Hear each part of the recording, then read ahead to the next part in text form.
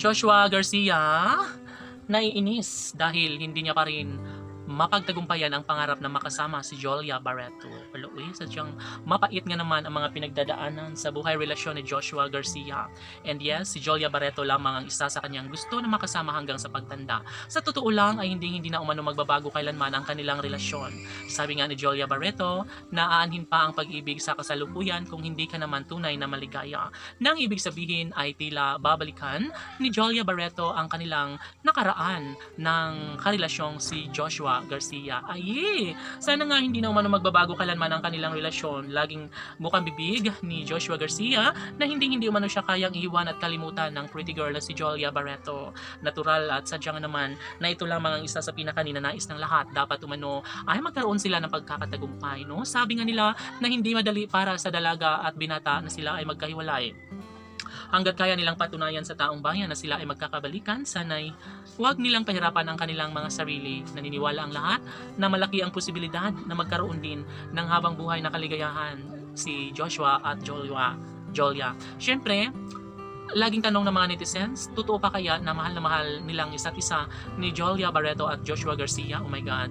Hindi na dapat na may tatanong yan dahil sadyang naman na makikita na sa mga kilos at sa mga mata ng dalawang magkarelasyong Jolia at Joshua na sadyang ang kanilang pag-ibig ay nariyan pa rin magpahanggang ngayon. Kaya kung ano man ang kagustuhan ng mga bashers na sila ay tuluyang mapaghiwalay, never umano silang magtatagumpay, never umano na mangyayari, na basta gano'n na lang ang kanilang pagkakatagumpay dahil sa totoo lang ay hindi papayag si Joshua Garcia na basta ganun na lang ang mangyayari sa kanilang relasyon ni Jolia Barreto.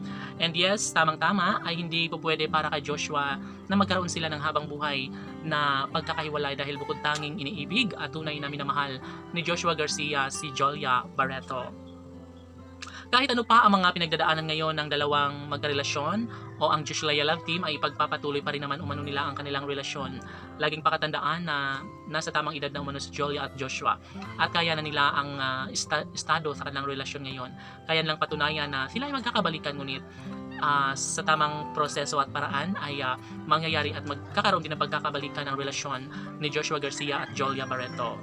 Laging pakatandaan na mas bumongga na ang kalang career, ng kalang pagtatambalan at pagkakabalikan at sanay mas bubongga rin ang comeback sa kanilang relasyon dahil sila umano ang nararapat na magkakatuluyan, sila ang may karapatan na lumigaya hanggang dulo. Siyempre, mananatili at nanaisin din ni Joshua Garcia na magiging masaya habang buhay kasama ang pretty girl na si Jolia Barreto. Wala nang ibang hiniling pa ang taong bayan kundi ang tuluyang pagkakatuluyan at maikasal sana si Joshua Garcia sa babaeng pinakamaganda ng Pilipinas sa balat ng showbiz na si Jolia Barreto. Alban!